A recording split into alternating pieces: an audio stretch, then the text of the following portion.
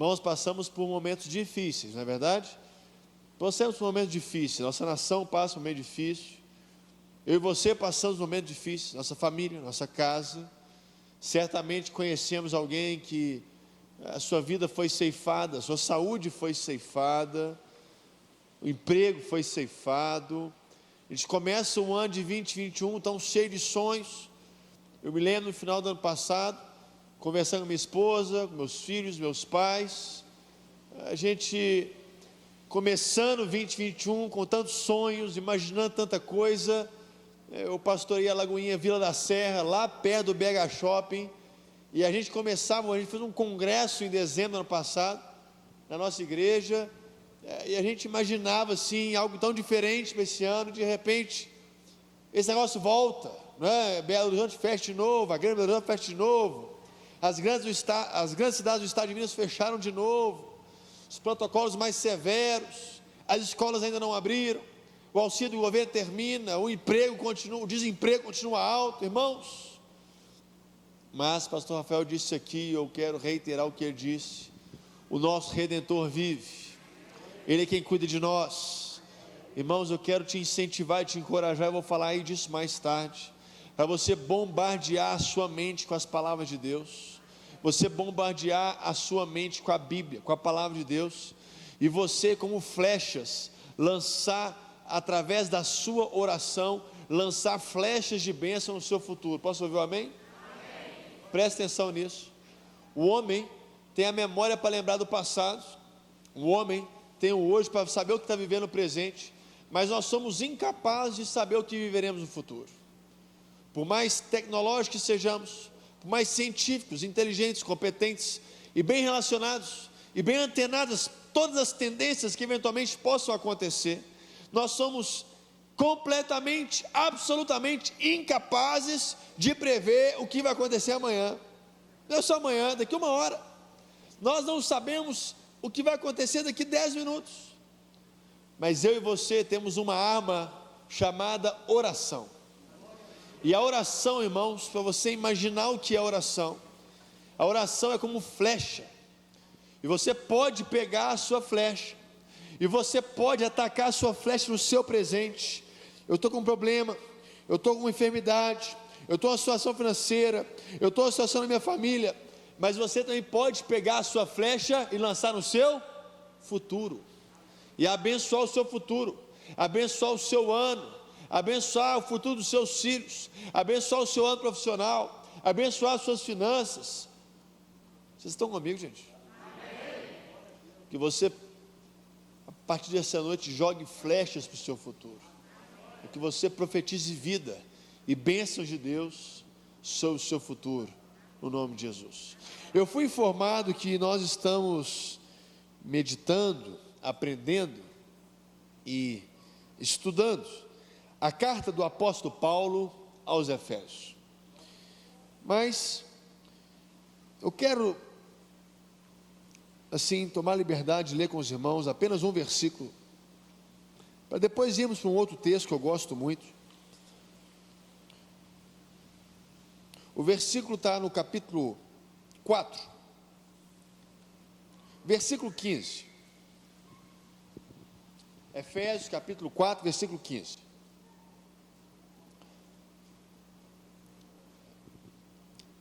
diz assim, Efésios 4, 15: mas, seguindo a verdade em amor, cresçamos em tudo naquele que é a cabeça, Cristo.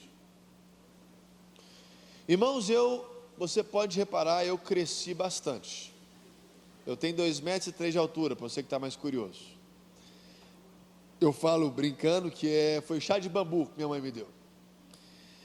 E dormi no cabide, né? A gente foi esticando. A Bíblia, não raras as vezes, usa expressões como essa de crescimento, a exortar a nós cristãos, dizendo que eu e você precisamos ter uma fé crescente. Eu e você precisamos crescer na vida. Eu e você precisamos deixar de sermos crianças cristãs, crianças na fé, e passamos a sermos gigantes na fé, homens e mulheres na fé, maduros na fé. É uma expressão de crescimento, é um progresso, é uma caminhada, é uma jornada de crescimento. Eu já tive o privilégio de ir no Japão, e no Japão tem algo muito cultural do Japão, que são as pequenas árvores. Não sei se você já viu essas pequenas árvores, chamadas bonsais. Bonsais. Elas são desse tamanhozinho assim, ó. Eu me lembro quando eu fui lá em 2015, 2014, 2015, quando eu fui lá, o bonsai estava para todo lado, e as pessoas achavam o bonsai bonitinho. Poxa, que bonitinho, bonsaizinho pequenininho. Vovó que me deu, mamãe que me deu o bonsaizinho, minha sogra que me deu o bonsai, né? Aí tinha um bonsaizinho em casa, tinha um outro bonsaizinho no escritório, aí tinha um bonsaizinho menorzinho no banheiro, aí tinha um outro bonsaizinho na cozinha. Tem para todo lado bonsai, árvore pequenininha, e eles acham bonitinho, mas é uma árvore que não cresce, é uma árvore que não cresce, e muitas vezes essa árvore representa a minha e a sua fé. É bonitinho, vai na igreja, tem a Bíblia novinha, levantou a mão no louvor, até está dizimando e ofertando, mas está lá, ai que bonitinho, agora está na igreja, ai que bonitinho, agora está numa célula, ai que bonitinho, não cresce, não cresce, não tem atitude própria, não tem iniciativa própria, não consegue decifrar aquilo que o próprio apóstolo Paulo, na carta de Efésios, fala assim: olha, Deus tem para nós coisas que nós não imaginamos, sequer sonhamos, nós ainda não passa pelo nosso coração o que Deus tem para a sua vida, mas nós estamos numa realidade tão limitada, que a gente é incapaz de perceber as realidades que Deus tem para você. Irmãos, nós precisamos crescer na fé, crescer em Cristo Jesus. Eu não sei quanto tempo você tem de igreja. Eu tive o privilégio de crescer na igreja de Batista Lagoinha. Meus pais são pastores na igreja há muitos anos. Pastor Márcio Valadão me consagrou quando eu nasci, e consagrou meu filho quando ele nasceu. Fez meu casamento, me ordenou ao ministério pastoral, ordenou meu pai ao ministério pastoral em 1995, e me ordenou ao ministério pastoral em 2015, 20 anos depois. Irmãos, é uma gratidão, uma alegria, um privilégio ter crescido na Lagoinha. Mas eu percebo assim, por tantas vezes, na minha própria caminhada cristã, fases, anos, que em vez de crescer, em vez de olhar para cima, em vez de ganhar musculatura, em vez de ganhar estatura espiritual, crescer em Cristo, eu me apequenei, me tornei um pequeno bonsai, pequenininho, vai na igreja bonitinho, lê a Bíblia bonitinho, dá o dízimo, a oferta bonitinho, vai na cela bonitinho, mas não cresce. Quero te encorajar esse ano a crescer em Cristo Jesus, crescer em Cristo Jesus. Irmãos, e esse crescimento, ele tem alguns elementos, e o apóstolo Paulo deixa muito claro esses elementos, quando ele se despede da igreja de Éfeso, no seu maior discurso do livro de Atos, no capítulo 20, o qual eu quero convidar os irmãos a abrirem comigo, por gentileza. Atos, capítulo 20. Eu sei que nós estamos estudando o livro de Efésios, e nesse livro, se você prestar muita atenção, o apóstolo Paulo, por algumas vezes, repetidas vezes, ele faz analogias, inclusive falando assim: olha, vocês eram crianças, e vocês têm que crescer, vocês estavam numa situação, vocês tinham um entendimento, mas eu me coloco de joelhos para que você tenha outro entendimento, outra realidade, outra perspectiva. Isso demonstra o quê? Crescimento. Eu e você precisamos buscar de Deus, do Espírito Santo, a partir dessa noite, que nós possamos crescer em Deus. Irmãos, eu não sei quanto você tem de altura, provavelmente você tem menos do que eu, né? Se alguém tiver mais do que eu aqui, vai ser bom demais, que agora eu vou fazer bullying com você, né? Porque eu respondo quando eu tenho de altura todo dia, quanto eu calço todo dia. Eu vou ter que falar, né? 47. Todo dia. Não interessa a sua estatura natural, interessa a sua estatura espiritual, o tamanho do seu coração, o tamanho da sua fé. Pastor Felipe Valadão postou recentemente uma frase no Twitter, eu repostei no meu Twitter. Quando Deus te pergunta o que você quer, Ele não quer saber o que você precisa, Ele quer saber o tamanho da sua fé. Olha que legal isso. Olha que interessante. Quando Deus te pergunta o que você quer ou o que você precisa, é lógico que Ele sabe o que você precisa. Ele é Deus, mas Ele não quer saber o que você precisa, Ele quer saber o tamanho da sua fé. Porque a nossa fé muitas vezes está diretamente atrelada à nossa capacidade de visão. E você já reparou quanto mais alto você está, melhor você vê? Já reparou isso? Se eu desço aqui os degraus da igreja, eu enxergo com muito menos nitidez quem está lá atrás. Aí agora eu subo os degraus aqui do altar e eu consigo enxergar com mais clareza quem está lá atrás. Se você sobe, se você cresce, você enxerga com mais clareza, você tem uma visão melhor daquilo que Deus tem para a sua vida. É por isso que é tão importante eu e você buscarmos o crescimento espiritual. Irmãos, eu quero, de forma bem breve, compartilhar com os irmãos, com base nesse discurso tão bonito, do apóstolo Paulo em Atos capítulo 20. Éfeso, vocês já sabem, tinha mais ou menos, a essa época do campeonato, 300 mil habitantes. Era uma metrópole, era uma cidade enorme, uma cidade que tinha as mais diversas atividades. Não era uma pequena aldeia, não era uma pequena vila. Aliás, não apenas tinha as atividades comerciais da época, mas tinha todo um turismo religioso ao redor do templo de Diana, a deusa que imperava na cidade, que atraía sobre a cidade principados e potestades. E é por isso que lá na carta a Efésios, o apóstolo Paulo fala: olha, a nossa luta não é contra carne nem sangue, mas contra os principados e as potestades.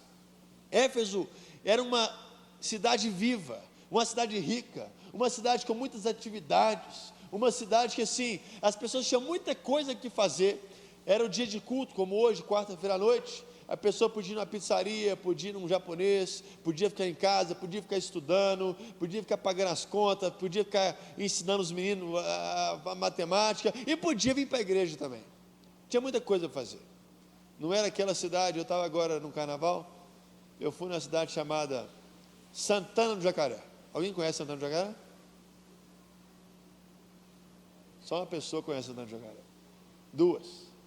É a oitava ou 18ª menor cidade de Minas.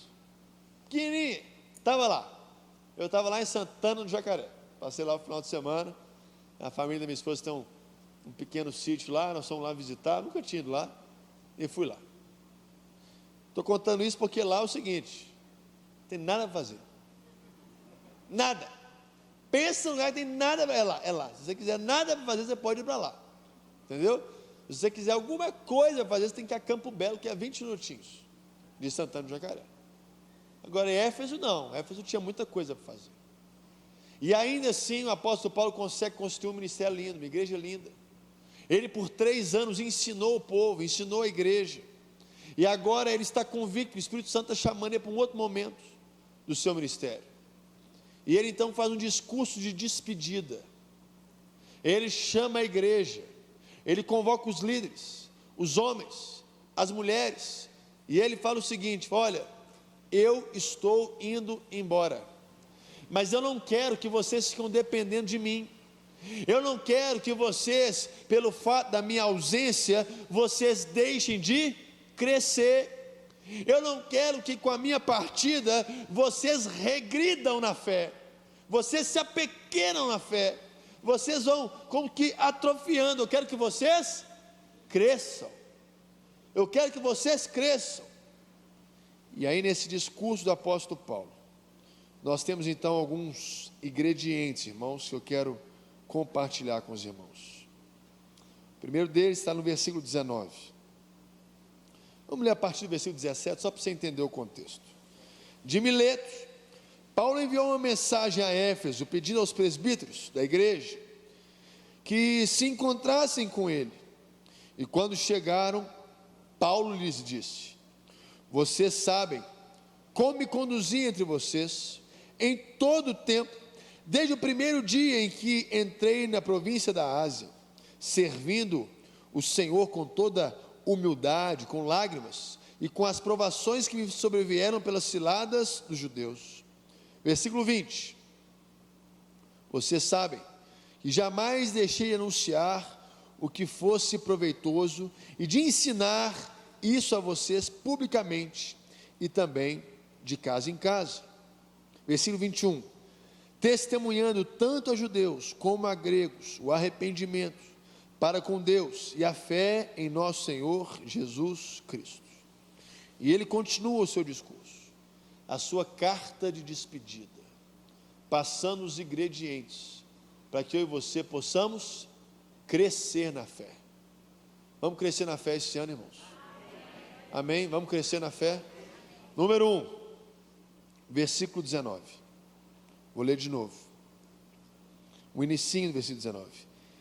Servindo ao Senhor com toda humildade. Irmãos, alguém que quer crescer em Deus, alguém que quer crescer na fé cristã, tem que ter alguns compromissos, alguns ingredientes. E o primeiro compromisso é o compromisso com Deus. Compromisso com Deus. Irmãos, não dá para a gente brincar com Deus. Não dá para a gente brincar de ser crente.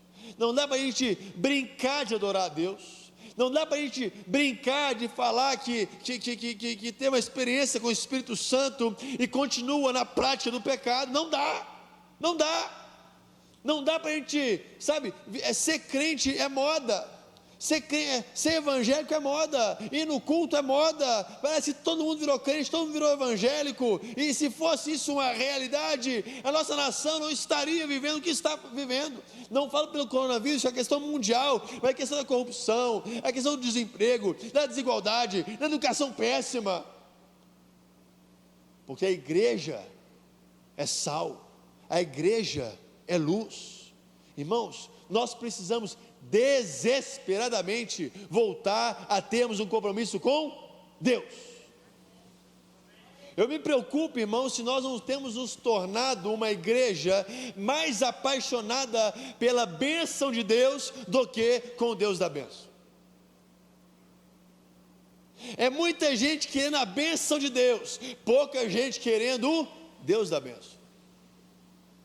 É muita gente querendo a terra prometida, o meu destino em Deus, a minha vitória em Deus. É pouca gente querendo o Deus que prometeu a terra e o Deus que dá a vitória. Se a gente faz um culto do milagre, um culto da bênção, um culto da vitória, lota. Se a gente faz um culto a Deus, não lota. Irmãos, eu me preocupo se nós, é uma música que eu gosto, que fala o seguinte: muitos querem suas mãos, eu prefiro os seus pés. As mãos simbolizando aquilo que Deus pode fazer por nós, os pés simbolizando o que nós podemos fazer por Deus. Irmãos, se nós queremos crescer em Deus, precisamos desesperadamente de um novo batismo de paixão por quem Ele é, e não pelo que Ele faz. Por quem Ele é, por quem Ele é, por quem Ele é. E Efésios 1 capítulo 4 vai dizer: olha, nós estávamos indo em uma direção, mas Ele nos predestinou para Ele. Irmão, você é escolhido, você é escolhido, você foi escolhido antes da fundação do mundo. Deus já te escolheu, Deus chamou primeiro, Deus vai cuidar de você, Ele é o seu pastor, de nada você terá falta. Isso é verdade suficiente para que nós possamos cada vez mais nos apaixonar por quem Ele é, e não apenas pelo que Ele pode fazer. Me entristece, irmãos, me entristece de novo vermos uma igreja mais apaixonada pela bênção de Deus do que pelo Deus da bênção. Se eu e você queremos crescer em Deus, precisamos ter um compromisso com Deus, com quem Ele é, com quem Ele é, o caráter de Deus, a fidelidade de Deus, a glória de Deus. Ele é o nosso Salvador, Ele é o nosso Redentor, Ele é o nosso Senhor. Não interessa, irmão, se Ele vai abençoar ou não vai. Minha vida está nas suas mãos, Pai. Minha vida está nas suas mãos. O Senhor quem guia os meus passos para o caminho de justiça. É o Senhor quem me acompanha se eu passar pelo vale da sombra da morte. É o Senhor quem me prepara uma mesa à presença dos meus inimigos. É o Senhor quem unge a minha cabeça com óleo. É o Senhor, é o Senhor, é o Senhor. Irmão, nós temos nos tornado muitas vezes mercadores da fé. Olha, vem aqui que você ganha isso, vem aqui que você ganha aquilo. Irmão, isso é perigosíssimo. Isso é perigosíssimo por quê? Porque isso nos condena a uma vida atrofiada, uma vida de pequeneza espiritual, enquanto o Senhor quer que nós cresçamos em Cristo Jesus, para que você viva a plenitude daquilo que Ele tem para você. Tudo que Ele tem para você, tudo. Já imaginou que decepção vai ser se nossa geração chegar nos céus e um dia, eventualmente, o Senhor convocar uma reunião geracional? Não é uma reunião individual, uma reunião geracional. Todo mundo que viveu lá em Minas Gerais ou no Brasil, dos anos assim, final de 90, 2000, 2010, 2020, nós estaremos lá. Todo mundo que ir na igreja nessa época vem cá. E Deus fala assim: olha, eu tinha isso aqui para vocês, mas vocês só realizaram isso aqui porque vocês eram bonsais. Você não vai perder a sua salvação? Você não vai perder a salvação é pela graça. Com os seus lábios você confessou, seu coração você creu, Jesus como sendo seu Senhor e Salvador da sua vida, se batizou nas águas, você está salvo, seus pecados estão perdoados.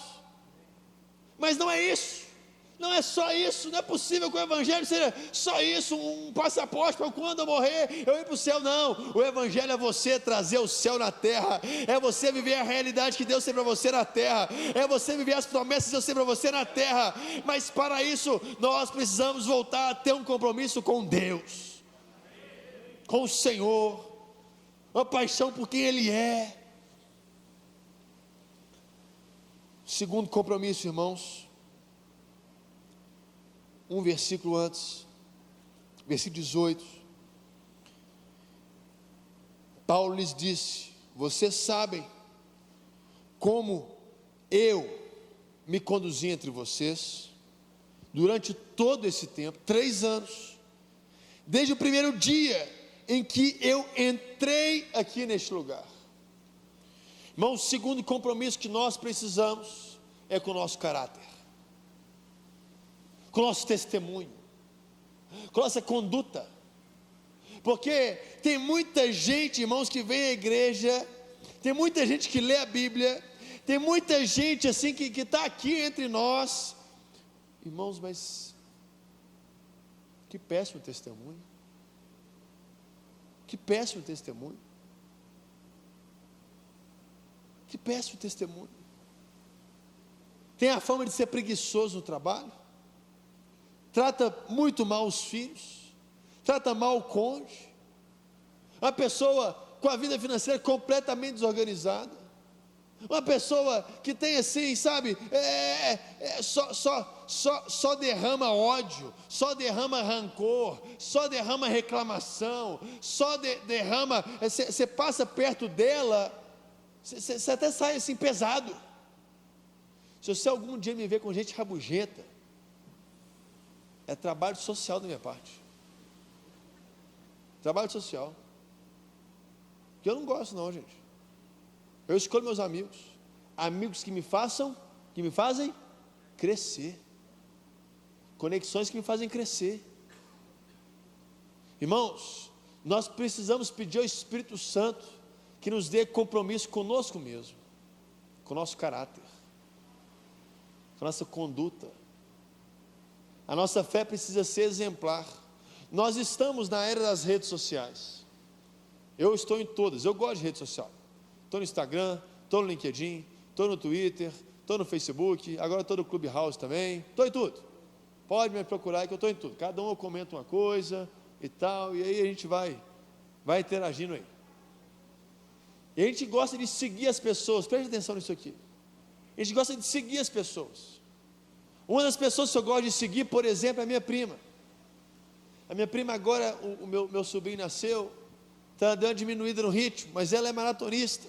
Ela acorda cedo, ela treina, ela tem uma alimentação equilibrada, e ela treina muito, ela corre muito rápido, e ela é super alto astral. Isso incentiva a gente, isso encoraja a gente. Eu que não corro nem daqui até na câmara, eu fico todo encorajado, incentivado. Rapaz, eu vou começar a fazer um exercício físico, eu vou começar a dosar minha comida, eu vou perder essa barriga gigante, está ficando maior do que eu. Estou até camisa para fora, vocês repararam, né? Antes eu vinha camisa para dentro, já eu volto camisa para dentro. Isso incentiva a gente. Aí você segue uma outra pessoa, sabe, alguém que conhece muito a Bíblia, que posta uns versículos legais, e que 5h30 da manhã já está postando um devocional. Isso encoraja, isso abastece a gente, não é verdade? A Bíblia não se pergunta quem você segue. Eu não estou preocupado em quem você segue. Eu estou preocupado. Sabe o que eu estou preocupado? Eu não estou preocupado em quem você segue, quem você deixa de seguir, quem é exemplo para você, quem não é exemplo para você, quem você admira, quem você não admira. Eu não estou preocupado. Eu estou preocupado no que você é exemplo. Porque nós devemos ser padrão. A igreja precisa ser padrão. A igreja precisa ser exemplo. As pessoas lá no seu trabalho, elas deveriam pensar assim: quem é exemplar de trabalho, de caráter, de compromisso aqui com o trabalho, chega cedo, trabalha muito, com intensidade. Tinha que ser o crente, mas nos tempos para cá, o crente ganhou fama de quê? De preguiçoso. Vou falar por mim. Deus abriu uma porta, hoje eu estou deputado federal. Talvez a maioria não saiba ou saiba. A bancada evangélica tem fama de quê? Corrupta, omissa. Bancada evangélica é a fama que ganhou. Bancada que deveria ser exemplar, nas mais nobre conduta política, na mais nobre caráter, no mais nobre discurso, no mais nobre testemunho de atuação, de conduta, de ética, de transparência. Nós somos chamados a sermos pessoas exemplares. Se nós queremos crescer, irmãos, nós precisamos de novo pedir ao Espírito Santo nos dê um compromisso conosco mesmo, com o nosso caráter, com a nossa integridade. Que as pessoas olhem para o seu casamento e falem assim: esse é um casamento exemplar. Que as pessoas olhem para a sua vida financeira e falem: essa é a vida financeira exemplar. Que as pessoas olhem para o seu compromisso, o seu trabalho, essa é a pessoa exemplar.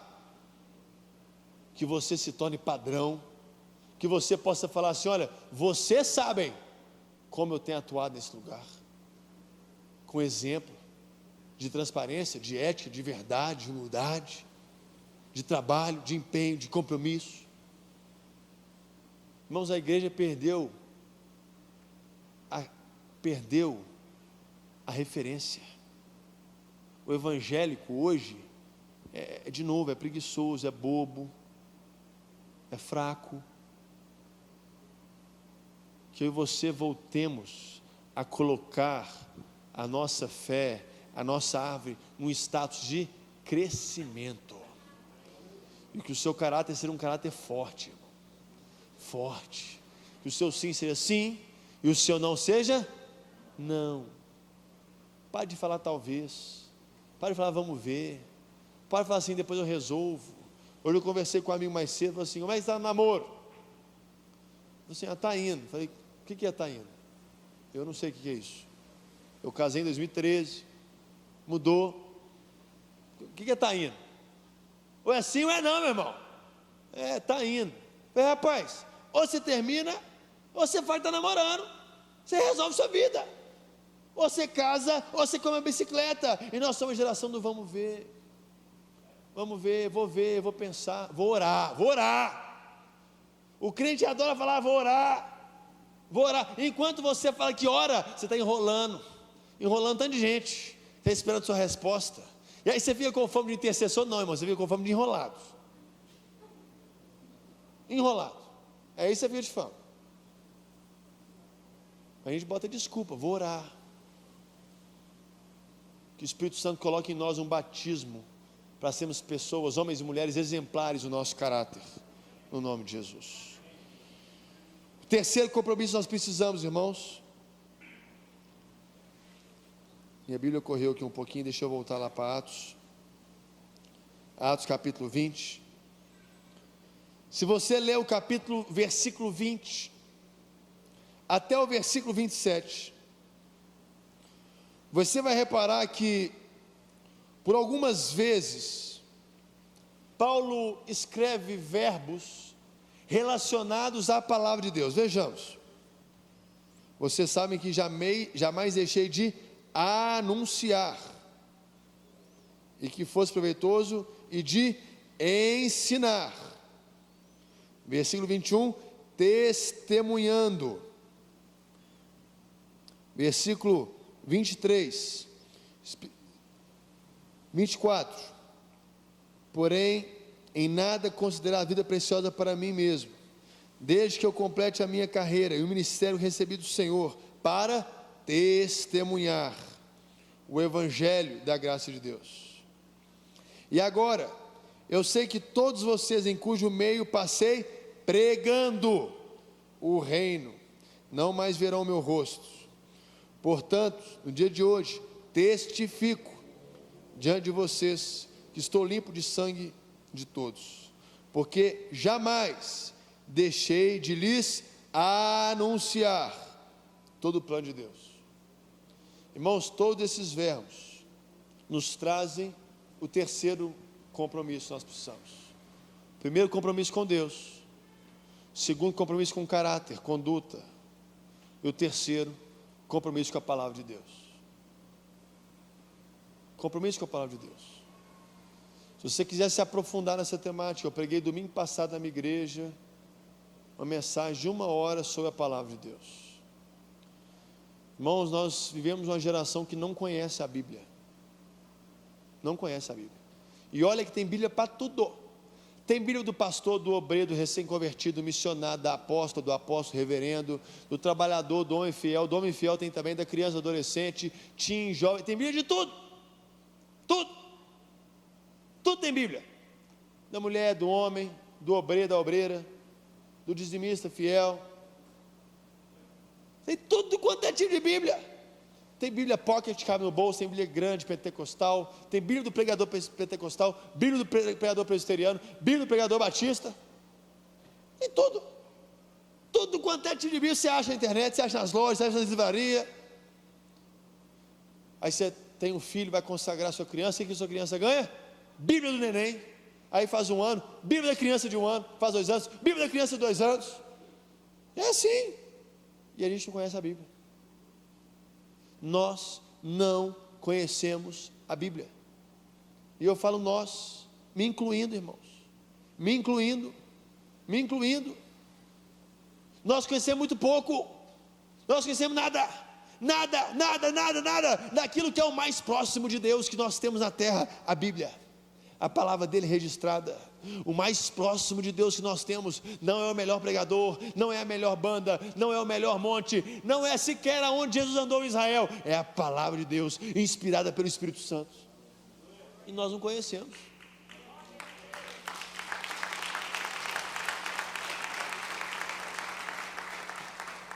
Se eu pregasse Miqueias, ia ter gente procurando até agora Miqueias na Bíblia. Tem esse livro na Bíblia? Sofonias? O que é isso? Isso é? Nós não conhecemos. A gente criou o péssimo hábito de ter a Bíblia no celular, que é péssimo. É péssimo.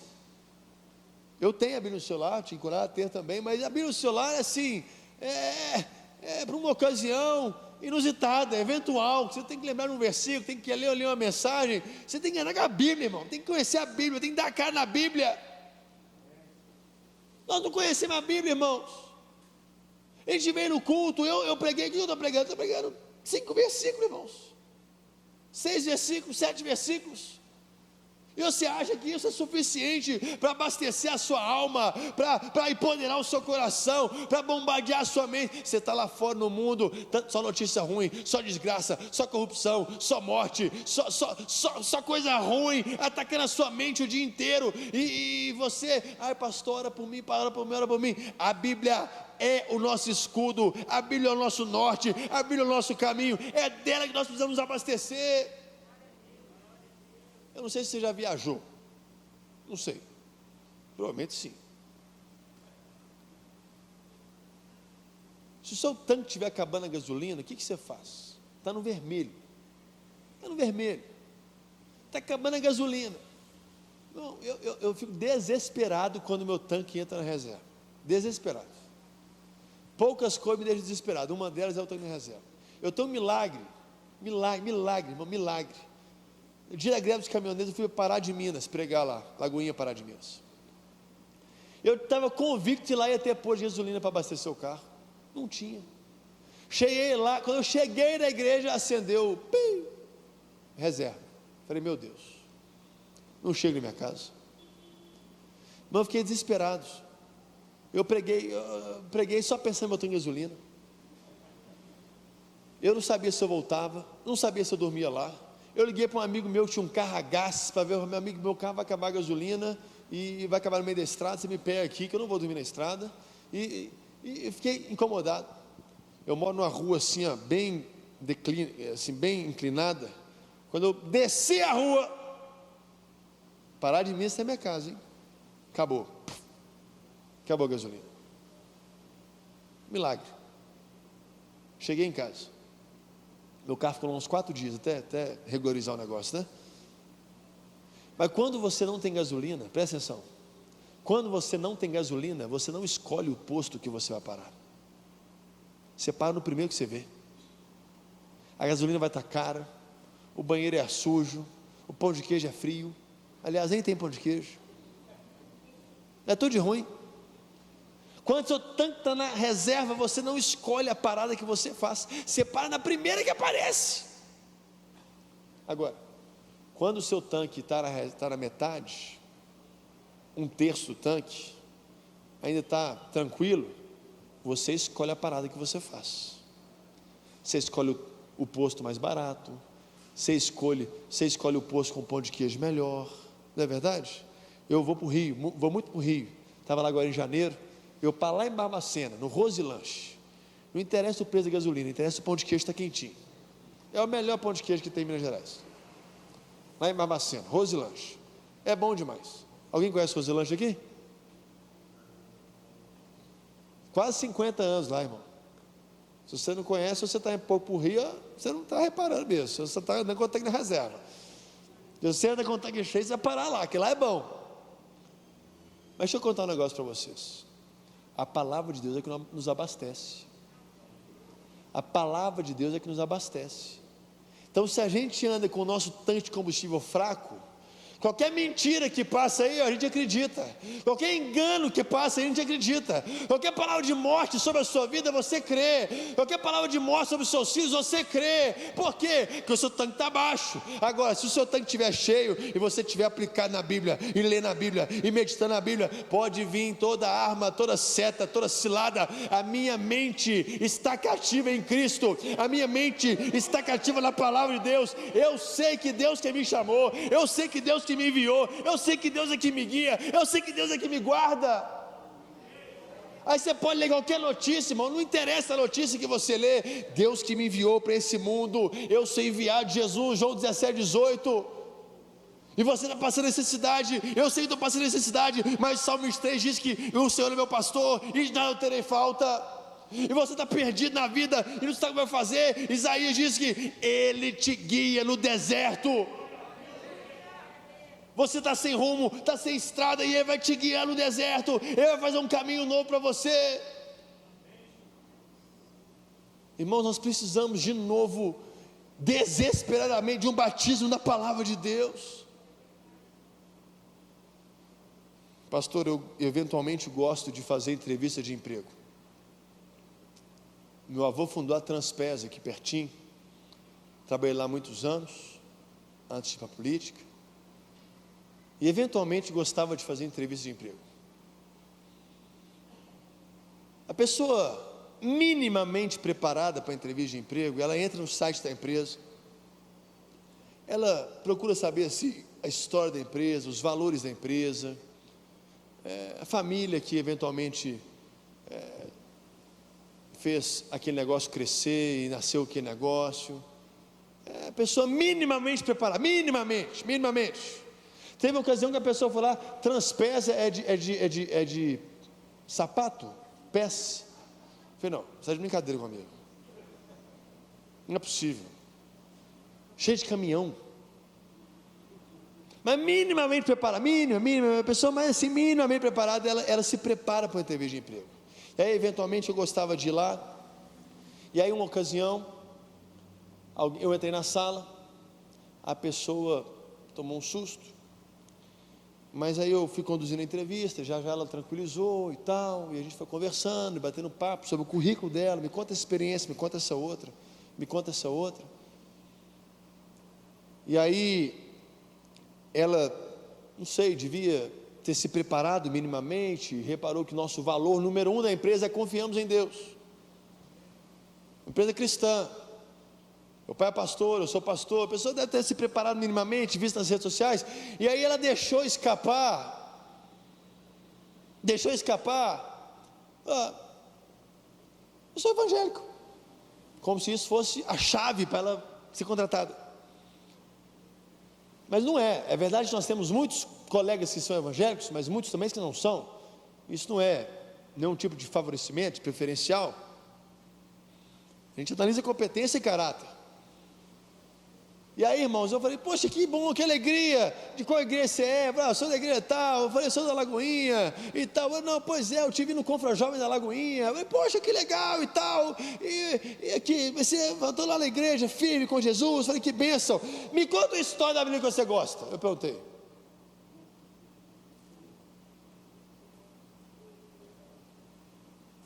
Pessoa suando. Eu reconheço que parte era nervosismo por ser uma entrevista de emprego. Mas, irmãos, nosso coração precisa estar tão carregado de Bíblia, que a gente não precisa suar para contar uma história. A gente não precisa se esforçar para lembrar um versículo. Se eu te perguntar aqui, quais são os seus 5 versículos preferidos da Bíblia? Vou facilitar, qual que é o seu versículo preferido da Bíblia? Seu único versículo preferido da Bíblia. Aquele que fala lá, aquele que fala que, como é que é, pastor? Como é que é aquele, nem tem versículo, nem existe. O meu versículo predileto da Bíblia é Coríntios 15, 58. Portanto, meus amados irmãos, permanecei firmes, inabaláveis, abundantes na obra que o Senhor tem vos chamado, porque nele nada é em vão. É o meu versículo de da Bíblia. Eu tenho por hábito todo ano, quando eu compro um caderno para o ano, ou uma agenda para o ano, eu anoto na contracapa do meu caderno alguns versículos que eu creio que vão nortear o meu ano. Alguns vezes Deus coloca no meu coração para aquele ano, específico para aquele ano. Irmãos, se nós queremos crescer em Deus, precisamos desesperadamente voltar a buscar a Deus, através da sua palavra, através da Bíblia. Leia mais a Bíblia, medite mais na Bíblia, estude mais a Bíblia, se dedique mais à Bíblia, que você seja exemplar no seu conhecimento de Bíblia, e nisso você vai crescer, e nisso você vai entender novas realidades que Deus tem para você. Vocês estão comigo? John Piper dizia assim, um grande pregador chamado John Piper: olha, arranque de mim as minhas pernas, mas não arranque de mim a minha Bíblia. Arranque de mim as minhas pernas, mas não arranque de mim a minha Bíblia. Eu não sei se eu teria essa coragem, irmãos. Eu temo se a nossa geração não teria essa coragem. Estou cada vez mais convencido de que nós precisamos desesperadamente nos voltarmos à palavra de Deus.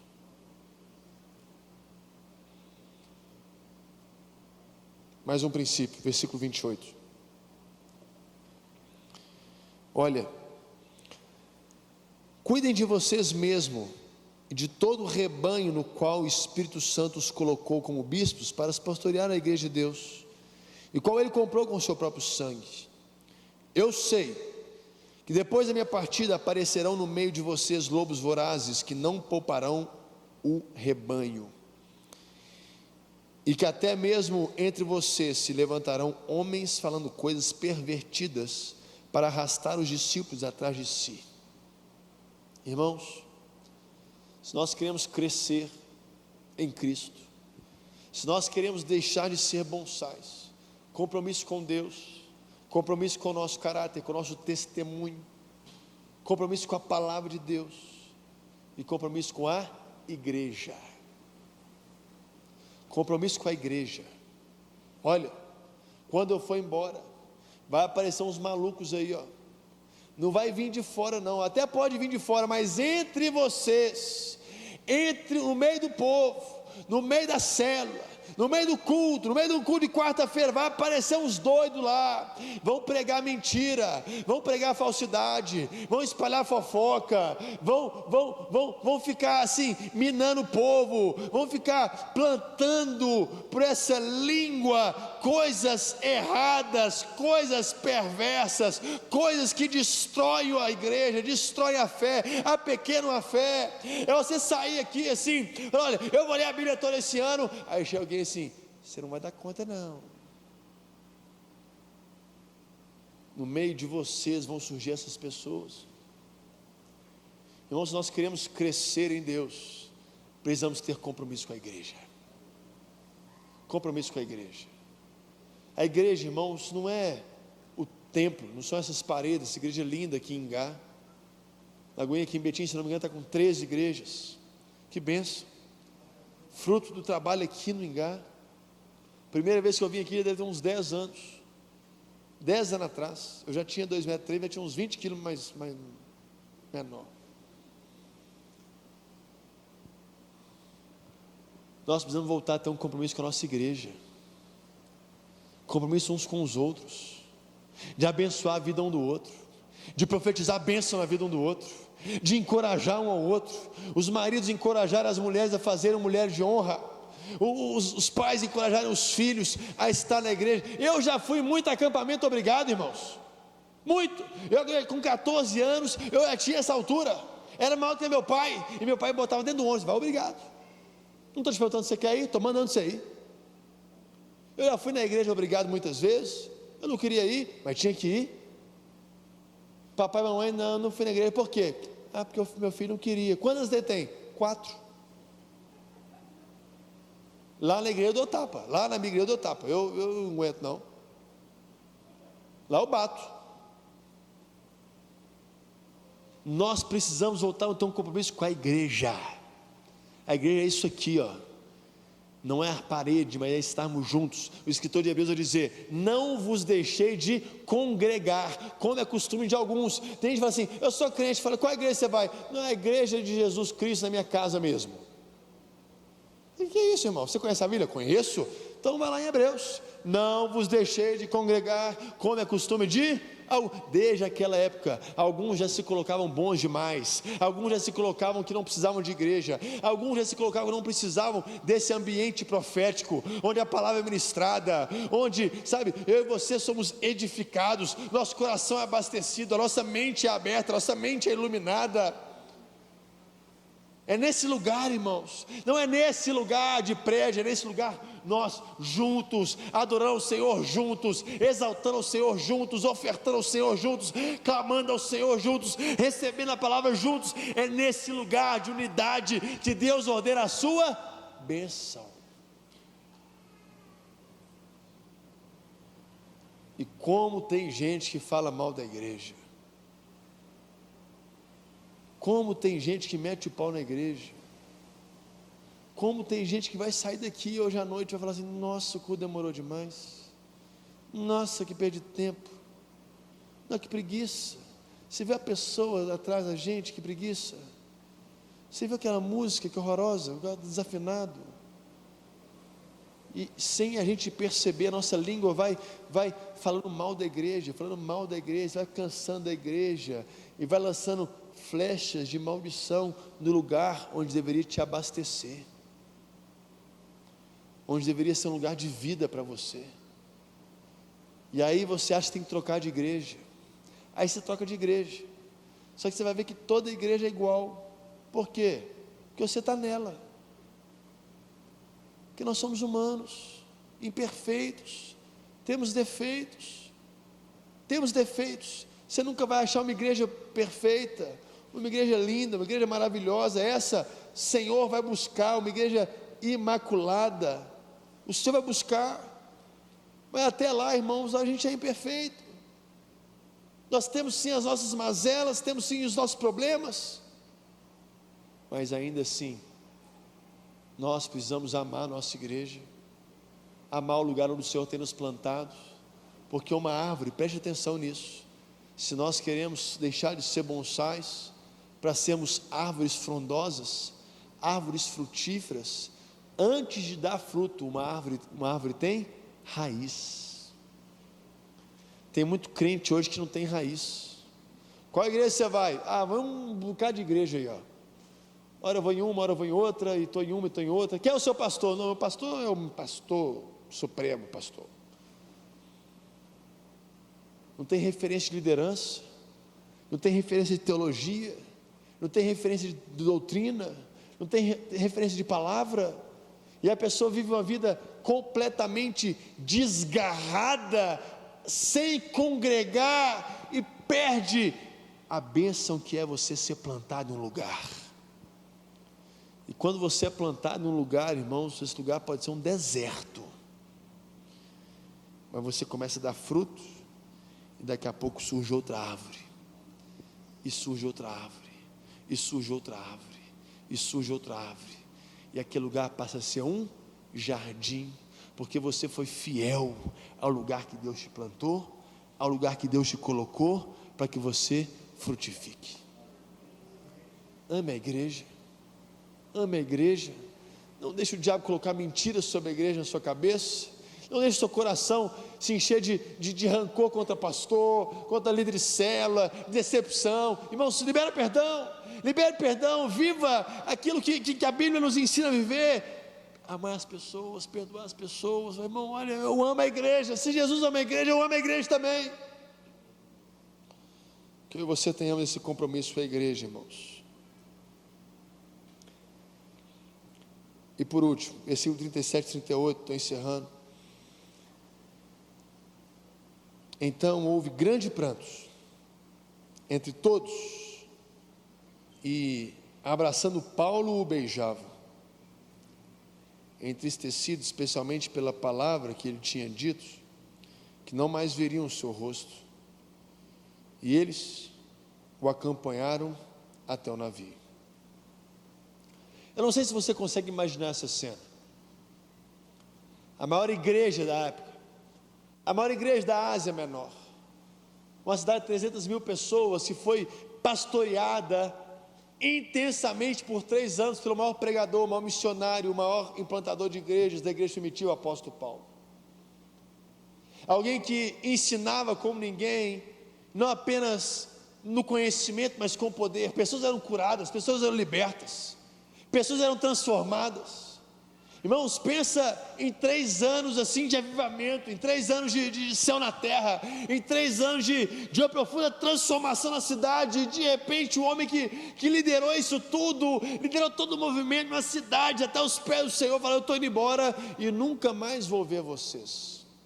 É por isso que anos depois ele escreve à igreja a carta aos Efésios que nós estamos estudando. Houve choro, houve lágrimas, houve abraços apertados, e isso nos remete ao nosso compromisso uns com os outros. Irmãos, eu temo que nós estejamos nos tornando uma igreja muito egoísta,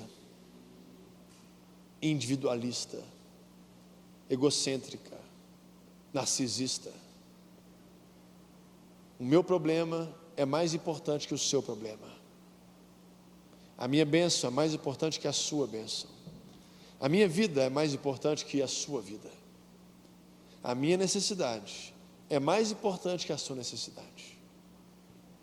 Irmãos, eu temo, sério,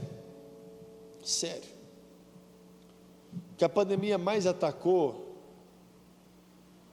alguns falam que foi a saúde. Nós estamos aí, centenas de óbitos no Brasil, lamentavelmente. Me prova que você conheça alguém que teve a sua vida ceifada pelo Covid. Mas o que a pandemia mais atacou foi nossos afetos. E isso gera problema mental. Eu não vejo mais o seu sorriso, eu não vejo mais o seu rosto, eu não posso te abraçar mais, eu não posso te chamar mais aqui na frente para orar pela sua vida. Nós não podemos mais ajoelhar juntos e orar juntos. A gente tem que aprender a viver com o distanciamento social. Distanciamento social, que é totalmente contra o que nos ensina a palavra de Deus, que é o afeto, é a amizade, é estar juntos. É estar juntos. É orar junto, é chorar junto, é alegrar junto, é sorrir juntos. Irmãos, eu adoro quando a gente fala assim na igreja, e acho que em breve nós vamos ter isso, para a glória de Deus, aquele cântico de comunhão. Você vai sair do seu lugar e vai abraçar uns 10, uns 20, uns 30. Lá na igreja eu ficava na porta abraçando cada um na despedida da igreja, do culto. Não pode mais. Ainda assim, irmãos, tem formas de você superar isso. Seja num WhatsApp que você manda, num áudio que você manda abençoando alguém. Em vez de ficar esperando o pastor te mandar um áudio abençoando a sua vida, seja você a mandar um áudio abençoando a vida de alguém. Seja você a encorajar alguém, seja você a incentivar alguém, seja você a servir alguém. Pare de ficar procurando a sua bênção, a sua vitória, o seu milagre, e comece a pedir a Deus para ser usado para a bênção do outro, para o milagre do outro, para a vitória da outro. E nisso você vai ver Deus te abençoando muito mais do que você imagina. Muito mais do que você imagina. Porque melhor é dar do que receber. Cada um considere o outro como sendo superior a si mesmo. Servir aos outros com toda a humildade, com toda a mansidão, com todo o amor. E quando nós pedimos ao Espírito Santo que coloque no nosso coração a dor do outro, você vai ver as portas do céu se abrindo sobre você, meu irmão. Porque isso é um princípio, essa é uma realidade. Quando Jó orava pelos seus amigos, a sorte dele foi mudada.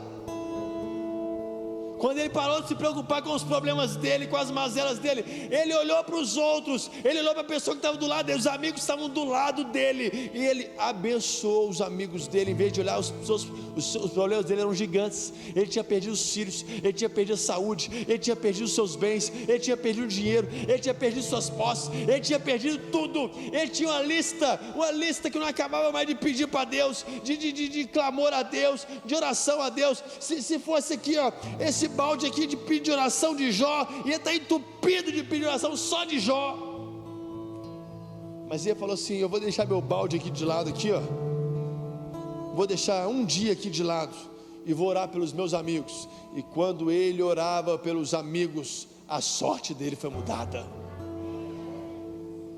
Não deixe o individualismo tomar conta da sua fé. Quando você só se preocupa, eu preciso crescer, eu preciso crescer, eu preciso crescer, eu preciso crescer. Não, irmão, encoraje a pessoa que está do seu lado a crescer. Encoraje sua esposa a crescer, trazendo ela no Mulheres de Honra. Encoraje seu filho a crescer, trazendo ele na escola bíblica dominical, matriculando ele numa escola bíblica dominical pela internet, estudando a Bíblia com ele, encorajando a sua esposa para uma entrevista, encorajando seu marido para uma entrevista de emprego, ajudando alguém a fazer um currículo, e nisso você vai ver a sua sorte sendo mudada, porque o Evangelho não tem nada a ver com você, o Evangelho tem tudo a ver com a pessoa que está do seu lado. Deus amou o mundo. É verdade, Deus amou você, mas também amou a pessoa que está do nosso lado. E quando nós voltarmos nosso coração para a pessoa que Deus tem que colocar do nosso lado, a sua sorte vai ser mudada. A sua sorte vai ser mudada. Eu creio. Quando você quiser ser um fertilizante na vida do outro, quando você quiser fazer o outro crescer, o próprio Deus vai te fazer crescer. Quando você lançar palavras de bênção na vida do outro, o próprio Deus vai lançar palavras de bênção sobre a sua vida. Que eu e você, irmãos, possamos sair daqui essa noite determinados a termos um compromisso maior uns com os outros, abençoar mais a vida uns dos outros. Libere a palavra de bênção à pessoa que está do seu lado. Pare de orar só por você. Pare de pedir só por você. Tenha compromisso com o outro. E é por isso, irmãos, que voltando a Efésios, o apóstolo Paulo não apenas fala, e prometo que eu vou encerrar agora, que nós devemos crescer no capítulo que lemos, versículo que lemos, 4, capítulo 4, versículo 15. Mas ele fala assim, olha, por essa razão, 3:1, por essa razão, eu, Paulo, prisioneiro de Cristo Jesus, por amor de vós.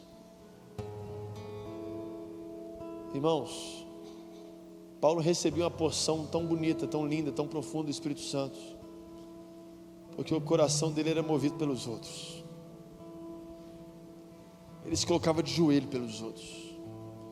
Nós muitas vezes mal nos colocamos de joelho por nós mesmos. Os Filipenses vai dizer, por essa causa eu, Paulo, me boto de joelhos.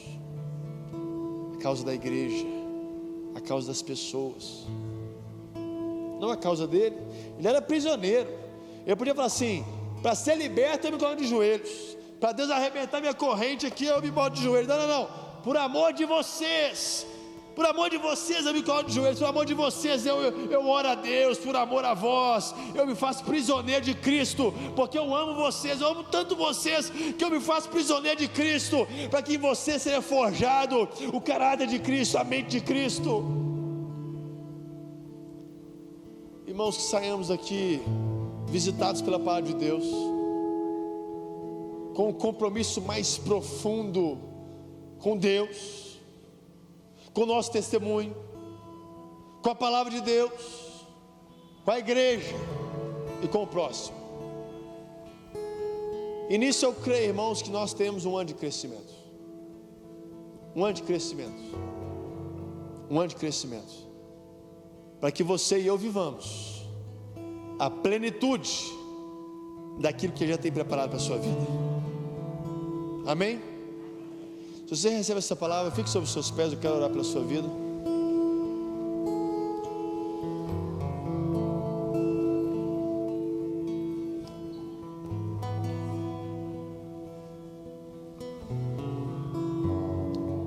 Feche aí os seus olhos.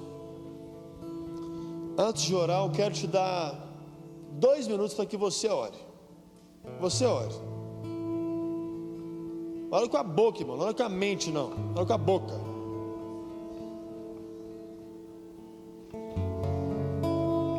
Fala, Espírito Santo, me dê esses compromissos. Faz arder de novo meu coração, fome pela tua palavra. Aquece meu coração de novo, Senhor. Quero ter um compromisso maior contigo, Deus.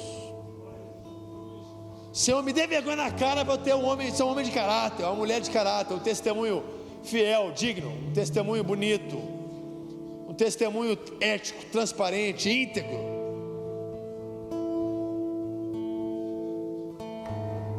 Senhor, me dê amor pela tua igreja. Eu quero liberar perdão, pastor, líder, diácono.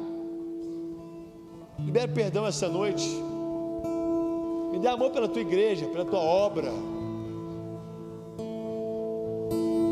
Te peço perdão, Deus, todas as palavras que têm saído da minha boca de morte, de maldição sobre a casa do Senhor, mas que o zelo à casa do Senhor me consuma, Deus. Eu quero amar a tua noiva, eu quero amar a minha família, a igreja do Senhor Jesus, ainda que sejamos diferentes, ainda que tenhamos diferentes opiniões, diferentes visões. Amor é maior que isso tudo. Eu quero amar a noiva, eu quero amar a minha família. Meu Deus, e me dê um coração voltado para o próximo, voltado para a pessoa que está do meu lado, que eu seja sensível à voz do outro, que eu seja sensível à dor do outro, que eu seja sensível ao problema do outro. E Senhor, eu quero ser usado pelo Senhor para abençoar a vida do outro. Eu quero ser um canal de bênção para abençoar a vida do outro. Usa a minha vida, Senhor. Senhor, que nós possamos viver um ano de crescimento no nome de Jesus. Um ano de crescimento. Senhor, eu profetizo sobre os meus irmãos aqui em Lagoinha, um ano de crescimento em Cristo Jesus. Novas realidades, novos entendimentos, mais profundidade na tua palavra, mais intimidade com o Senhor. Chega, Pai, de sermos pequenas árvores plantadinhas, bonitinhas, para que sejamos árvores frondosas e frutíferas, que fazem a diferença onde são plantadas, que fazem a diferença, Senhor. Usa-nos, Pai. Nós queremos crescer no Senhor, para que cheguemos ao final desse ano, ao final da nossa vida inteira, Pai, e temos, Senhor, assim, sabe, Deus, a gratidão, o privilégio de podermos nos render ao Senhor e dizer como o rei Davi disse: eu servi ao Senhor na minha geração, eu servi ao Senhor na minha geração, eu vivi tudo que o Senhor queria que eu vivesse, eu cumpri tudo que o Senhor quisesse que eu cumprisse, eu realizei tudo que o Senhor queria que eu realizasse, eu sonhei os sonhos de Deus na minha vida.